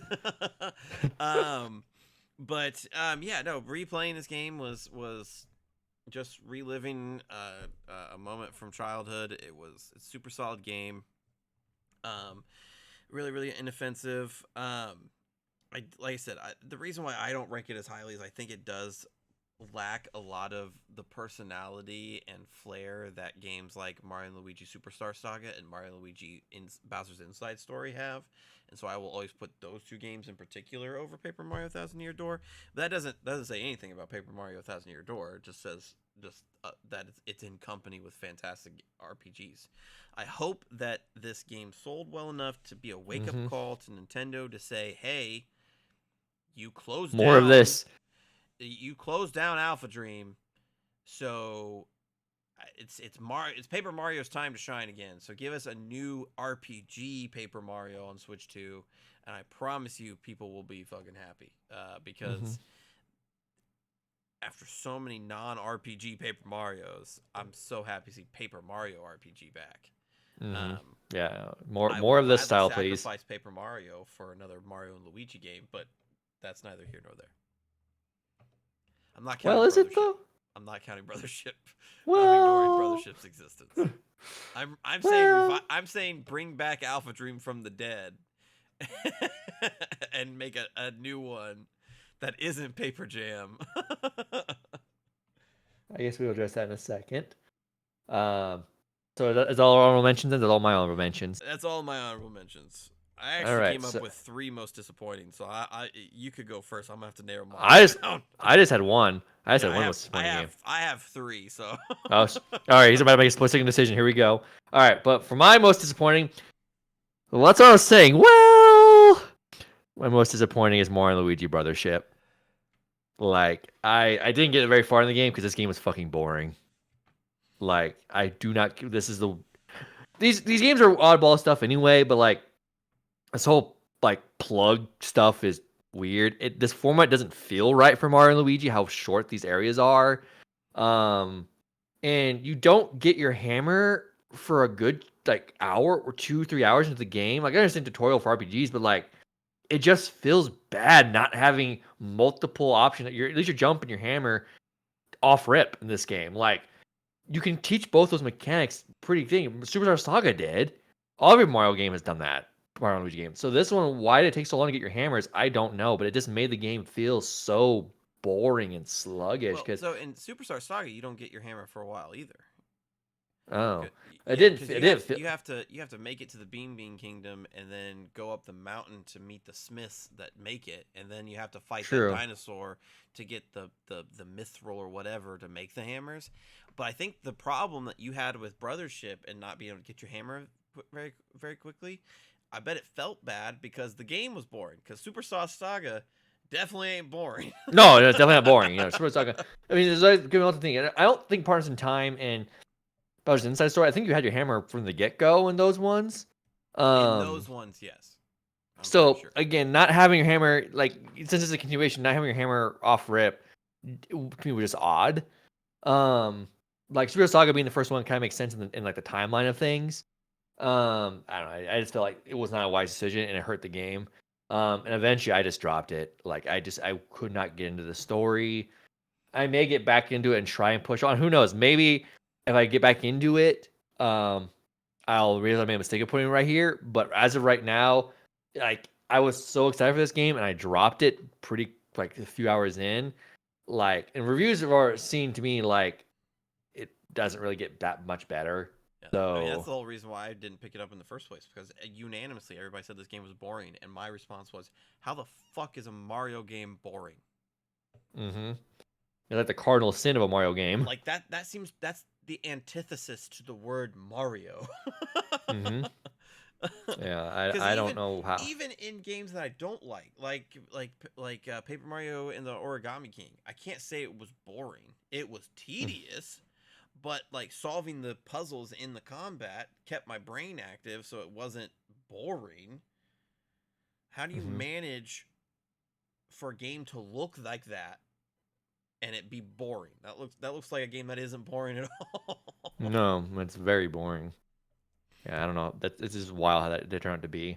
I mean, you win some, you lose some of these Mario RPGs, I guess. So All right, so I'm gonna list mine, and then I'm gonna okay, expound on the hottest take one. Okay, okay, so Destiny 2 Final Shape, the Final Shape DLC was actually very good and a culmination of everything that they've built up to this point. And then they had nothing planned afterwards, and so it's tarnished the entire thing. And then all the Bungie shit in general. Plucky Squire, indie game that bit off way more than it could chew. It had some really good ideas, but all of them you see in the first hour, and then it goes on for 7 more hours. But I think my biggest disappointment of this year, and it's the only name, it's one of the 2 names that I haven't named yet, and that name is Final Fantasy VII Rebirth. Let me explain. I know wow, that that this is is a hot take. I am this is a under the spicy take. I am 'Cause I didn't even get through much again. I think I know where you're going with this. Because why it's not on my list at all. Because I didn't play much of it, but you went far with it. This is gonna be a little spicy. I'm curious. So let me be clear.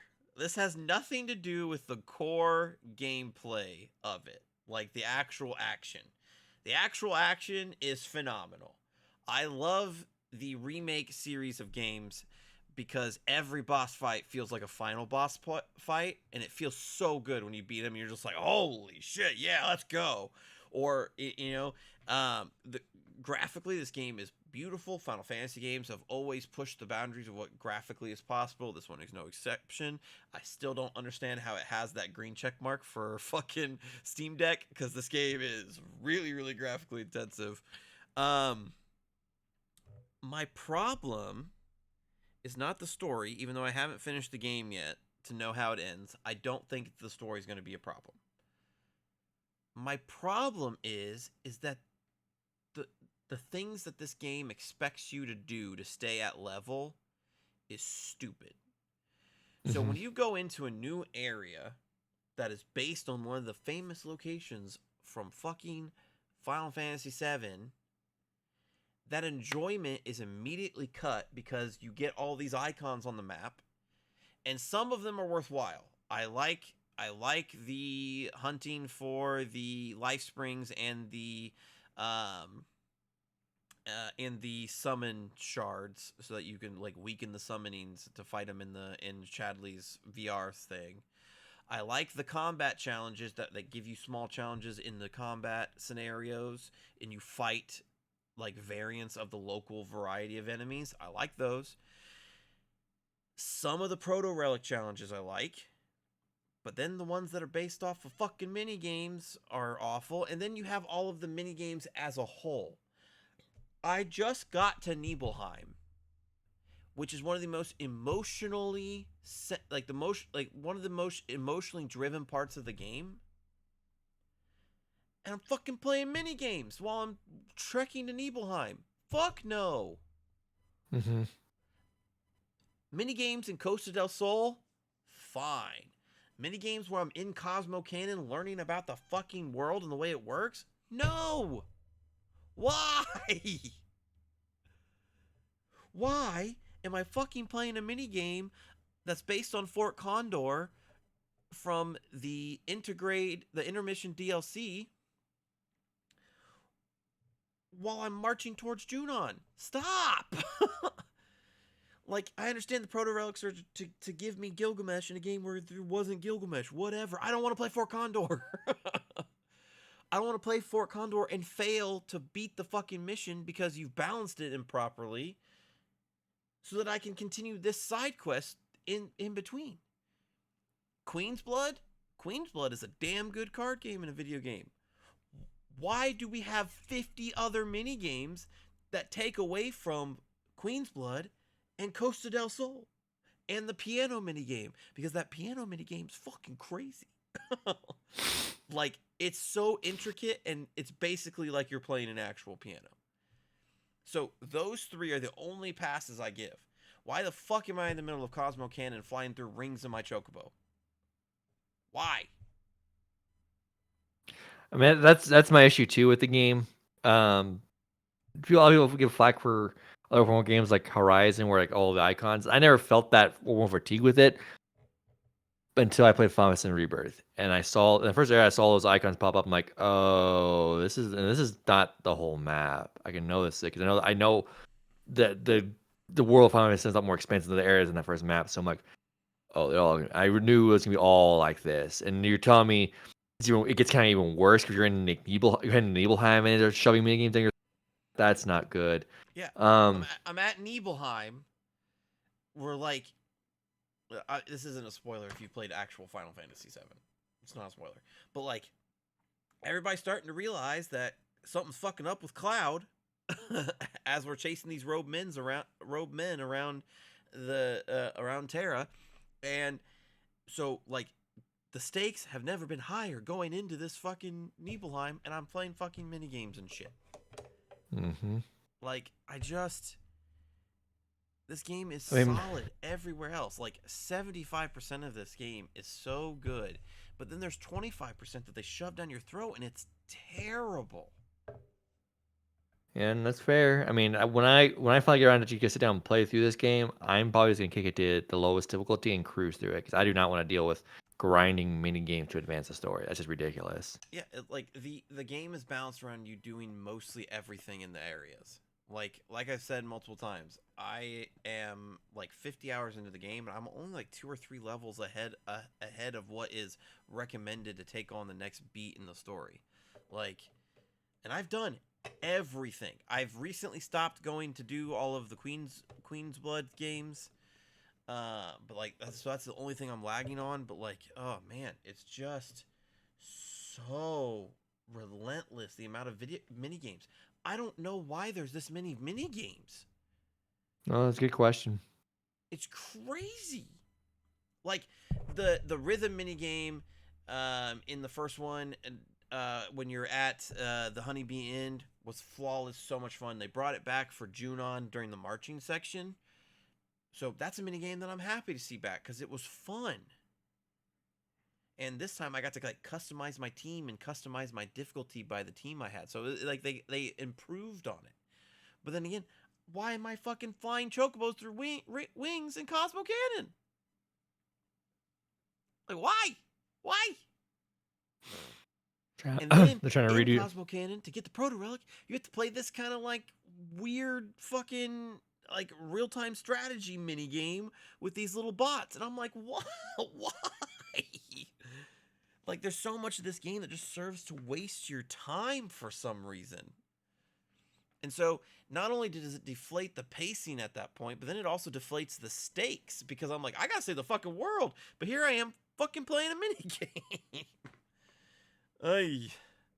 So like There is. it better fucking stick the landing. Like this better hit me so hard in the emotional core. Like at this point, Aerith better fucking die. As I was gonna say, like there is a thing called too much bloat, and that's what this game struggles with. It just has so much bloat. But like some of the activities I'm okay with. I just don't understand why they went so heavy with the mini games. I don't know. Yeah, it sounded like there should have been some time shade off with the mini games. That way, It's like they took the feedback of the Honeybee Inn section being so good that they're like, okay, mini games. But no, it was fun because it was a twist on what happened in the original. Like that's what makes it fun in the fucking remake. Ay, ay. Yes, no, I have a lot of feelings about this game. It's so weird. The combat's the best part, and so anything around combat, we're good, we're fine. But then anything else, it's like, oh my god.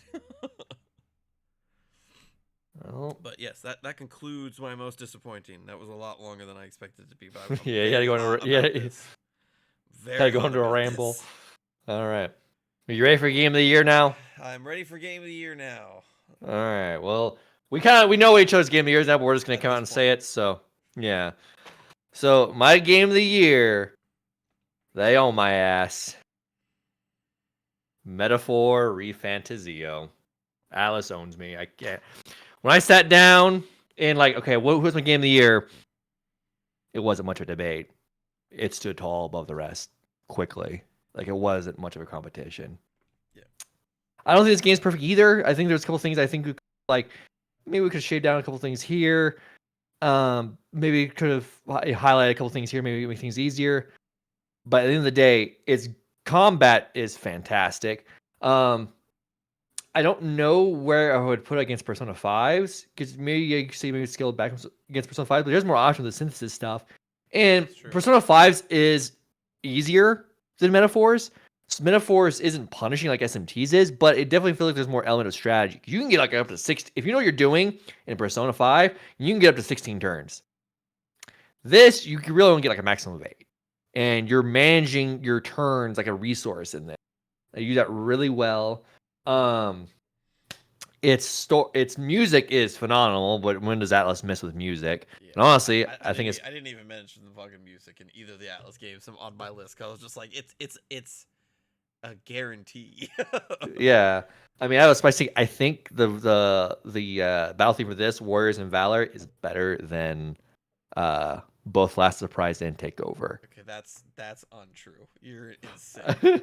I'm sticking to my Metaphor G Fuel. I don't have any Metaphor G Fuel. I don't drink G Fuel. I really like War. I wouldn't even put that in my top 5 battle songs, especially now that I have Persona 3 under my belt. Like, oh, I love Warriors and Valor so much because like the monk. I'm not saying it's not good. It's very very good, and that fucking chanter goes so fucking hard. Well, again, when you first listen, you're like, "This is weird." All of a sudden, by the 10th thing, you're like, "Yeah, let's go again." Like you're just sitting there waiting for the battle to start, but like you're like so distracted by the music. I mean, the gameplay is the calendar system of Persona, so you're gonna feel right at home if you played Persona. When it comes to that, the graphics are Persona games aren't lookers in terms of like graphical, but the art style is immaculate. A lot of almost like splotches everywhere with the turns of the paint.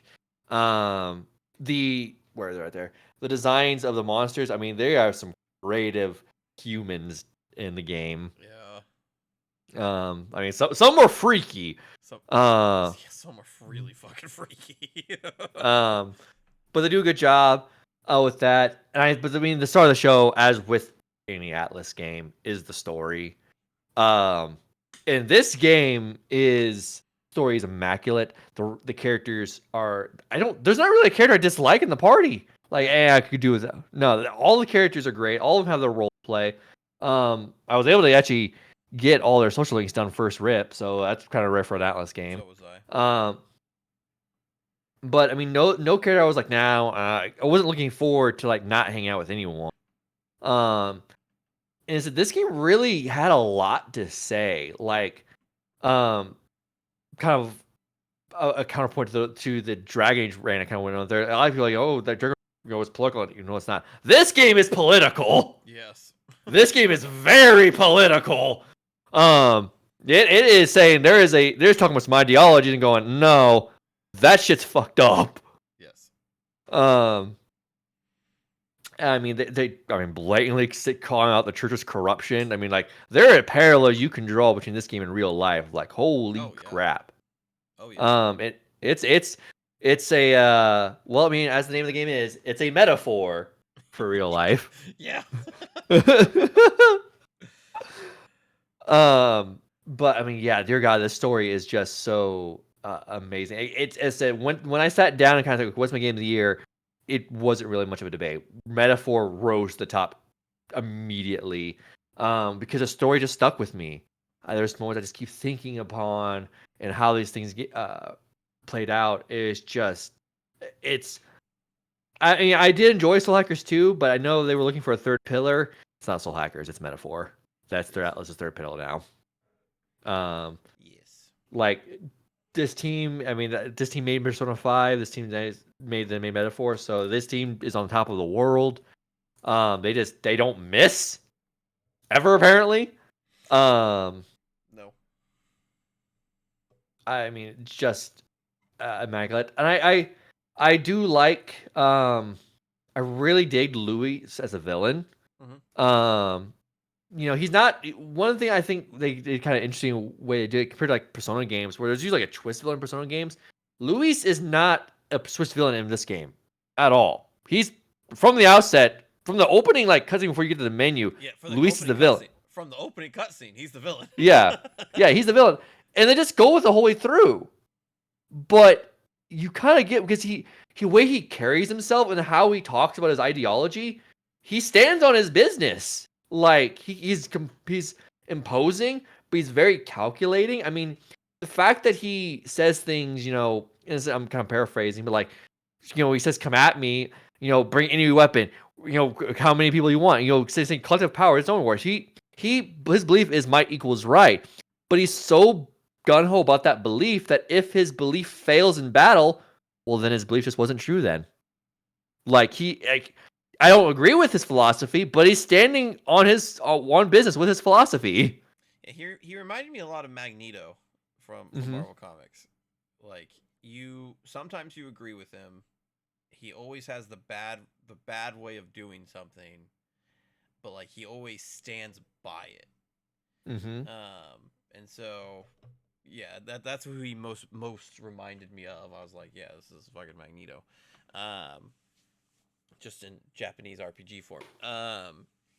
No, it's no secret that I love Metaphor. It's no secret. I love Metaphor. It had a lot to say. You know, I said it very loudly. I think that there could have been steps taken forward to make it even better. But yeah, but I mean, to me, this is probably one of the best narratives of the year. I mean, so I loved all these characters. I understood where each character was coming from with their pain. Even like I'm obviously not a knight, but like I understood Hulkenberg's whole quest. I understood Heismay, Stroll. I mean, that they're just this may be one of the best casts they ever had in games, even against the Persona cast. That I'll agree with. I mean, I think the character work, looking at Persona 5 Royal into this, I think that is a very clear evolution. They did a really good job. Because I mean, even with you look at if you look at all the Persona casts, not everybody's going through shit. No. Oh no, Ryuji hurt his leg and now he can't play sports. Oh no, I'm sure that was very hard for him. Versus, you know, Haru's dad being a fucking villain and having to deal with that shit. Like there's different levels, right? I think this cast was so well balanced that each one of the cast members had a very unique thing that they were going through that related back to the main quest of the game. Mm-hmm. It dealt with Thus, the theme of the game. yeah, thus deepening their motivations and roles in the game. Mm-hmm. Because like I think all of the Persona cast, it just boils down to, hey, we don't like either demons or adults. Demons or adults did these things to us. Ergo, we fight demons and adults. Whereas this was my there's tribe systems. was my tribe was discriminated against, or my town was destroyed in a political move, or I was taken in as an orphan and I lost my brother who was the only person that I had with me, or I lost my son, or I lost the person that I was supposed to protect. So who am I as a person and as a being, as a knight? Like there was so much that each character was struggling with that had roots in the plot of the game, And I think but where felt else, separate enough from it to yeah. have its own moments. No, I think also what would be advantageous for this cast versus like even Persona ones, main party wise. And main party wise in these Persona games, your casts are all students in high school. They're all young teenagers. This is a varied cast. I think the protagonist is the youngest. Maybe Yufa's the youngest. Um, but maybe just the protagonist is the youngest. Everyone I else think is, I think you know, I think Yufa and the protagonist are supposedly around the same age, so they're both the youngest two members. I don't know which yeah. one is younger per se. But I mean, like highest ways of following. I guess his age wise probably around 40s. Yeah, I would Um, say so. yeah. I mean, Stroll and Hulkenberg are young, but they're definitely 20s, probably lower 20s. But the fact that we have a range of ages of people going through different things in their lives, I think lends itself to why this cast is so strong. Yeah, yeah, and obviously, and in, in typical anime fashion, every tribe in the world is represented in your party. Hmm. But I also this game does it for a very specific Oh reason yeah, because yeah, it's yeah. addressing things like discrimination and it's basically highlighting that diversity is a strength. So it's doing things and it did it very specifically for that reason. Which so this game is phenomenal. I said when I it was kind of close as I was, before I sat down and really thought about between this Dragon Age and Astro Bot. But as soon as I was like, all three completed, what wins? It was Metaphor all along. It really wasn't much of a competition between those three games. Well, that does not mirror my experience. Very early on in the year, my very first game of the year completed. Uh, Writ in stone what my number one would be, and honestly, it wasn't even stone. I went back and forth many times about whether or not I wanted Metaphor this game at the top, and I mentioned when I ushered in Metaphor as my number two. I said there's one thing that separated this game from Metaphor, and it's a word that we've already mentioned in this episode, and that word is joy. So number one for me is Like a Dragon Infinite Wealth. And I want to take you We were back to s- 2023. we were so close to sharing Game of the Year. We were so close. No, not happening. This maybe real quick, before you go deep into that, this may be the closest we've ever been to Yes. sharing a Game of the Year. Yes, that I will say. Yes, 100%. 100%. I mean, both of us had Cyberpunk at number two last year. I'm pretty sure. True, So, but we weren't gonna allow that to win. yeah, So but if it was gonna win, we probably would have both picked it. yeah, Or would I? Or would I have actually just picked Spider-Man? Who knows? Who knows?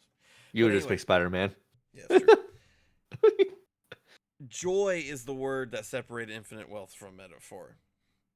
Take it back to 2023, where I put Like a Dragon, Yakuza Like a Dragon on my honorable mentions, saying that it was one of the most fun games that I've ever played. And Infinite Wealth said, "What if we crank that shit up to 11?" And they did. It's a game about middle-aged men doing middle-aged stuff. It speaks to my It speaks to you. sensibilities. It speaks to you on a spiritual level. It really fucking does. Ichiban Kasuga is probably my favorite video game protagonist ever. I don't know if that's 100% true, but like he's damn close. He's such an infectious person, and it's so much fun to watch him do things and to be a part of his adventure. And then you finally rope in the rest of the Yakuza franchise by bringing Kiryu as the secondary protagonist, who is kind of a straight man compared to Ichiban's craziness. And so they play off of each other really fucking well, and they play off of the cast really fucking well, and it's just a super fucking fun video game that I really couldn't put down during my timing playing it. It's a game that I want to desperately go back and play again. It's a game that has given me Pirate Yakuza, which I'm having a super fun time with here. It's a game that, for the first time in my life, I kind of want to go to Hawaii. And that never really was a location that I wanted to vacation at, but now I'm like all about it after exploring Honolulu as Ichiban Kasuga and Kazuma Kiryu. Um, it's just so much fun. They took everything that made Yakuza Like a Dragon fun, and like I said, just cranked it up to 11. There's more classes. Uh, Lots of them are like themed after Hawaii stuff. So like you can be a fire spinner, and you do a bunch of fire based physical attacks, or you can be a surfer and do a lot of bunch of like water and like aquatic themed attacks with like surfboards and stuff like that. Um, so they taken all of those real life jobs and turned them into RPG jobs to wacky effects. The combat's a lot deeper this time around. They added some things, like being able to line up your characters as you're doing certain attacks so that you can knock them into other characters or knock them into stage hazards and stuff like that, making it a lot more strategic and rewarding. Enemies can also do that, so it's a lot of push and pull. The story is just as wacky and 80s styled action as you want it. It still has that crime thriller kind of 80s B movie kind of aesthetic to the story and how it's written, but it also has a lot of emotional moments as Kiryu is being weighed down by the decisions that he's made over the franchise and kind of his view of mortality versus Ichiban's story that's kind of just getting started, and he's kind of like figuring out, kind of without a better way to put it, how to be a protagonist in a video game. um and it's just so much fun. All of the side stuff is just as wacky and crazy as ever. There's this really beautiful section of the game where you're playing as Kiryu in Japan, and you go back to Kamurocho, and you can find his memories of the rest of the franchise. So for somebody like me that hasn't played the rest of the franchise yet, I'm trying to get into those and get on that. It was just a way to deepen my relationship with Kiryu that felt organic to time, because he's, without spoiling anything, he thinks that he's dying, he's at the end of his life, and so these memories resurfacing was actually really emotionally impactful, even without me experiencing them too. Just watching Kiryu experience them was enough. So I'm sure it's even more deep if you experience them as Kiryu in those games as well. So I just, this game fired on all cylinders for me, and when I boiled it down and I got rid of my recency bias for metaphor, I was like, which one of these games did I truly enjoy more? And I think I had to give it to Infinite Wealth. That's It's a fair. funnier game. It's a wackier game. It still has a lot of emotional depth to some things that I think are on similar levels than Metaphor's very heavy themes of discrimination and political unrest and those kind of things. This game grapples with mortality and one's legacy and equally heavy stuff, just in a different way. Um, I think I think this is gonna be crazy to say. I think metaphors were very much on the nose because it benefited that game for those themes to be on the nose, and I think, as crazy as it sounds, Like a Dragon took a very much more subtle approach to how it approached those themes. Um, by having those quiet moments kind of be the things that speak the loudest, you know. Um, Also, you know, Danny Trejo's a villain in this game, so you like can't go wrong with that. Come I'm not again? fucking I'm not fucking kidding, man. Machete himself is a fucking villain in this game, and he's a damn good one. What the hell's Yakuza? The greatest game franchise ever made. I'm convinced. But yeah, no, Infinite Wealth is fantastic. Me talking about it right now just makes me want to play it more. It's on sale right now on Steam. Just saying. There's a part of me because I want to play the 0 through 6. And I started 0, but I don't know how long it's going to get to that. Part of me thinking I'm just going to skip to 7 and just do 7 and Ju- 8 real fast. And then I think, honestly speaking, I think that might be even a better way to do it because I think it will lend you to be more appreciative of the things that 0 through 6 do in terms of Mhm. storytelling. Um, because I honestly believe, and this is not hyperbole. Yeah, Yakuza Like a Dragon, Yakuza 7, I think is the easiest game to jump into the franchise from what I've seen because it's the most video gamey, and then I think it's just easier to go from there. But yeah, no, Mm. fucking 7's super good. 8's just as fucking good. Um, Ichiban in his fucking Hawaiian shirt will never not make me smile. That's all I'm saying. You know, that's all I'm fucking saying. As I Um, said, this game speaks to you on a spiritual level. It's a middle-aged man doing middle-aged men thing. yeah, like so for instance, like in Pirate Yakuza, I just got to Hawaii, and so it's the same Honolulu map, and I was so fucking happy. Like, 'cause you go to the Revolve Bar, which is like your kind of your hub in Infinite Wealth when you're in Hawaii, and the first thing I fucking did was I went to fucking sing karaoke because it's the most fun mini game. So, yeah, no, I love Infinite Wealth. It's so good. You know, I credit a lot for Yakuza Like a Dragon to make me a Yakuza fan, but Infinite Wealth cemented my love for this franchise wholeheartedly.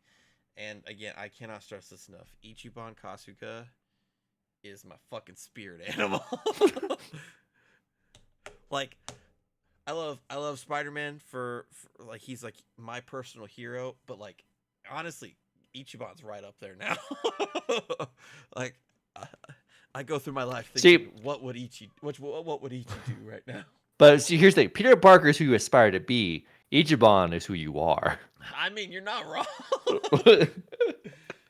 You're not fucking wrong. But with that, that concludes our game of the year for 2024. That concludes our 2024 coverage. There ain't any more of it to cover anymore. We'll be We've back to our done. normal rest. We are We're back to our normal firmly in schedule podcast. 2025. We are both playing 2025 games. I think. I don't I think you never are really came up. actually. I mean, I haven't personally had anything that's really like, Crazy. yeah, I want to play that. My schedule's packed right now. Yeah, your schedule is packed right now. I think the first one I'm gonna like get really probably Expedition 33. I'm not Southland into might come Monster out Hunter. before it. I don't have a PC that can handle that. Oh well, damn. So, Doesn't that suck? um, I'm over here playing Pirate Yakuza and fucking Monster Hunter, and I want to get to Eternal Strands, and then fucking South Midnight comes out in like 3 weeks. So here we are. I'll probably wind up trying to. I'll play with Expedition 33. And I'll probably try and play through Death Stranding before Death Stranding 2 comes out, so we Doom can as try well. and play that. Doom. Ooh, yeah, you're right. So yeah, there's some games coming Doom's in up, but May. I'm not much into Monster Hunter, so that's why I'm not like there ain't much for me right now. I know you're. Crazy. I mean, more than likely, as a spoiler for next year, y'all can probably guess what his game of the year is going to be next year. I don't know, man. Who knows? Who knows? If fucking RGG drops Yakuza 9 at the end of the year, all bets are off, man. They're fucking Uh, crazy over there. they're all bets are off, but more than likely it's gonna be Wilds. Probably. Probably. But with that, like I said, 2024 is done. Let us know in the comments what was your game of the year from last year. Infinite Wealth, Metaphor next door. What games did we list off that you may have missed and are now interested in playing? Let us know if you pick any of them up. Steam as of recording, Steam spring sales going strong. I've already bought like 6 games, so they had a shout out to the remasters of Legacy of Kain, Soul Reaver 1 and 2. Just play them; they're fucking fantastic. But with that, that will conclude our Game of the Year video. It's over. It's finally over. It's finally over. Go play Metaphor. Go play Infinite Wealth. Yes. Go play all the games on our list, except for the disappointing ones, honestly, because they're all fantastic in their own rights. And we will see you all in the next video. Adios.